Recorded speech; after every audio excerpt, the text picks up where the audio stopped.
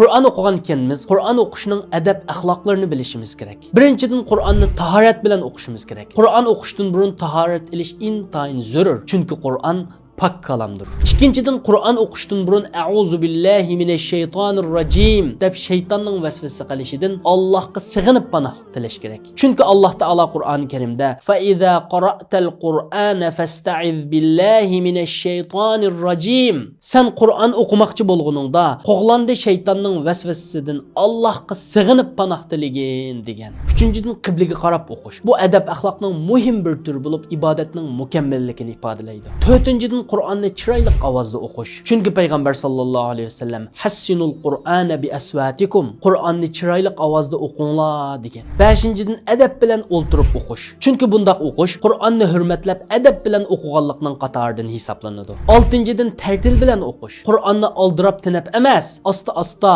donimi-dona tushunib o'qish kerak. Chunki Alloh taolo Qur'oni Karimda "Varattilil Qur'ana tartila" Qur'onni donimi-dona tartil bilan ochiq o'qig'in degan. 7-dan ma'nosini tushunishga ahamiyat berish. Qur'onni tilovat qilib qolmay, uning ma'nosini tushunishga tirishish Qur'onni hurmatlashning qatoridan hisoblanadi. 8-chi xushu xuzu bilan o'qish. Qanday xushu xuzu bilan o'qiymiz deyilsa, qalbimizni Allohga bog'lab, samimiyat bilan o'qish deb javob beramiz.